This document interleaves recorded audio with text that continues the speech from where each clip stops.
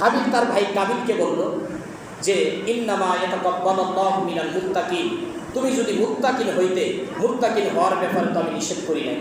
তাহলে এখান থেকে এই কোরআনের আয়াতের মাধ্যমে এই ঘটনা থেকে আমরা এটাই বুঝতে পারলাম, বাকি সবগুলো কাহিনী আমরা মনে না রাখলেও এই বাক্যটা আমরা অবশ্যই ধরে নেব যে যারা মুত্তাকিন, যারা পরহেজগার, যারা ইমানদার, যারা আল্লাহ ভীতি অর্জন করেছে, কেবলমাত্র শুধুমাত্র তাদের কুরবানিটাই আল্লাহর কাছে গ্রহণযোগ্য হবে, বাকি কারো কুরবানি আল্লাহর কাছে গ্রহণযোগ্য হবে না।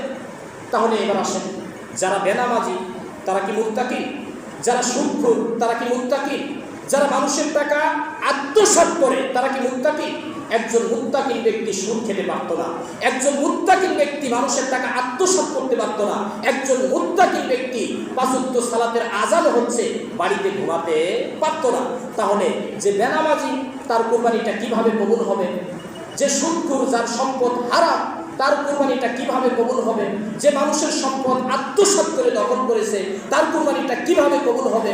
যে মানুষের সম্পদ জোর দখল করে কেড়ে নিয়েছে তার কুরবানিটা কিভাবে কবুল হবে? কবুল হবে না। কেন?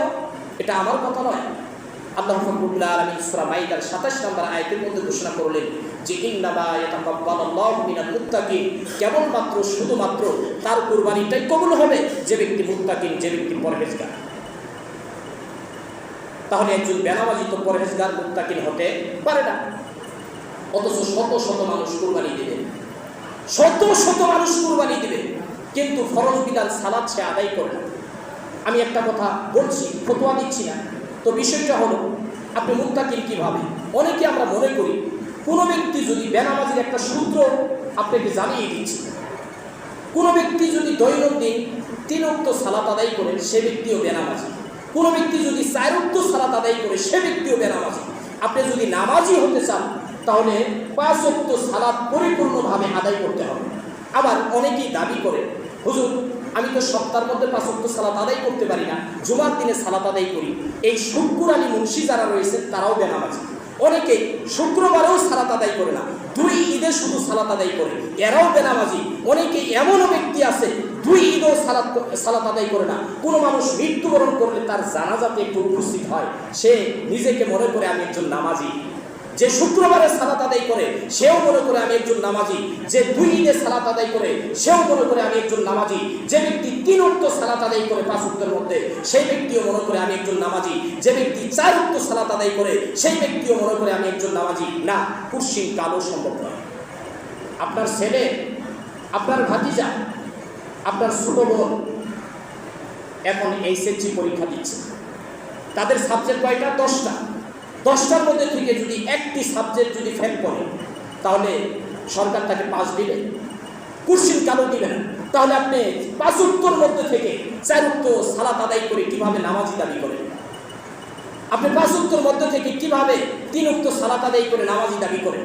আপনি 5 ওয়াক্ত সালাত বাদ দিয়ে শুধু শুক্রবার দিন সালাত আদায় করে কিভাবে দাবি করতে পারেন যে আমি একজন নামাজি? 2 ঈদে সালাত আদায় করে কিভাবে আপনি মুসলমান দাবি করেন যে আমি একজন নামাজি মানুষ? কুরসিন কালো সম্ভব নয়। তো কথাটা অন্য মাইন্ডে, অন্য ইয়েতে চলে গেল, যেহেতু আমি এই কথাটা আমি বুঝাইতে চেয়েছিলাম যে ইন্নামা ইয়াতাকাব্বালুল্লাহু মিনাল মুত্তাকিন, যে মুত্তাকিন হচ্ছে তারাই যারা 5 ওয়াক্ত সালাত আদায় করবে, যারা হালাল খাবে, হারাম বেছে বেছে চলবে, যারা সঠিক পথে চলবে, তারাই হচ্ছে মুত্তাকিন। এই সমস্ত ব্যক্তিরা সামর্থ্য অনুযায়ী যেই পশু কুরবানি করবে তাদেরটাই আল্লাহর কাছে গ্রহণযোগ্য হবে। কেন? এটা আমার কথা নয়, কার কুরবানি কবুল হবে কি হবে না আল্লাহু আলাম, আল্লাহই ভালো জানে। তবে কোরআনের দিক নির্দেশনা অনুযায়ী আমি একটা মেসেজ আপনাদের মাঝে দিয়ে গেলাম, এটা মাথায় রাখবেন। কুরবানি করা কি? আমি আগেই বলছি এটা ফরজ বিষয় নয়, সুন্নতে মুআক্কাদা, একটি গুরুত্বপূর্ণ সুন্নাত। কুরবানি করলে আপনাকে কাল কিয়ামতের দিন, কুরবানি যদি আপনি না দেন কাল কিয়ামতের দিন আপনাকে জাহান্নামে যেতে হবে, এরকম বাধ্যবাধকতা নেই। তবে আপনি যদি 5 ওয়াক্ত সালাত ছেড়ে দেন কাল কিয়ামতের দিন অবশ্যই ফাঁসির কাষ্ঠে ঝুলতে হবে, আপনাকে অবশ্যই জাহান্নামে যেতে হবে। কেননা আল্লাহ রাসূল সাল্লাল্লাহু আলাইহি ওয়াসাল্লাম বলছেন, আউয়ালু মা ইউহাসাবু বিহিল আবদু ইয়াওমাল কিয়ামাতিস সালাহ ফাইন সালাহাত লাহু সাইয়্যু আমালিহি ওয়া ইন ফাসাদাত সাইয়্যু আমালিহি। আপনি ইসলামকে কি পেয়েছেন? কাল কিয়ামতের দিন সর্বপ্রথম সালাত সম্পর্কে জিজ্ঞাসা করবে। যদি সালাতের আমল কাল কিয়ামতের দিন আল্লাহর কাছে গ্রহণযোগ্য হয়ে যায়, তাহলে আপনার হজ্জের আমল, কুরবানির আমল, দান সদকার আমল, সব আমল আল্লাহর কাছে গ্রহণযোগ্য হবে। আর কাল কিয়ামতের দিন সালাতের আমল যদি গ্রহণযোগ্য না হয়, তাহলে সমস্ত আমল আপনার নষ্ট হয়ে যাবে, বাতিল হয়ে যাবে, সমস্ত আমল আপনার ডাস্টবিনের মধ্যে নিক্ষেপ করা হবে। আগে সালাত আদায় করে মুসলিম হিসাবে পরিচয় দেন, আগে সালাত আদায় করে, তো আপনার জীবন পরিবর্তন হবে ইনশাআল্লাহ, অবশ্যই পরিবর্তন হবে ইনশাআল্লাহ। আপনার পরিবারের মধ্যে, আপনার ধন সম্পদের মধ্যে আল্লাহ বারাকা ঢেলে দিবেন, সেই তৌফিক আল্লাহ দান করুন, সকল করি আল্লাহ আমিন।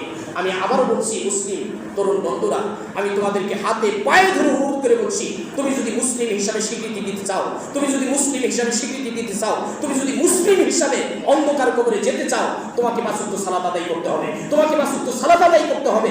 সালাতের বিকল্প কিছুই নেই, সালাতের বিকল্প কিছুই নেই। তুমি এরকম মসজিদ 10টা করে দিলা, কাল কিয়ামতের দিন জান্নাতে যেতে পারবে না।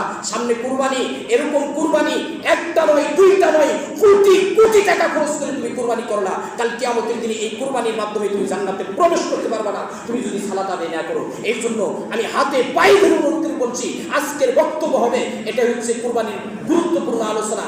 আজকের বক্তব্য হচ্ছে আপনি 5 ওয়াক্ত সালাত গুরুত্ব দিয়ে আদায় করুন। যেই পশু আপনি জবাই করবেন, এটাই আল্লাহর কাছে গ্রহণযোগ্য হবে ইনশাআল্লাহ। অতএব আপনি কথাগুলো, এই মেসেজটা অনেক গুরুত্ব দিয়ে মানার চেষ্টা করবেন।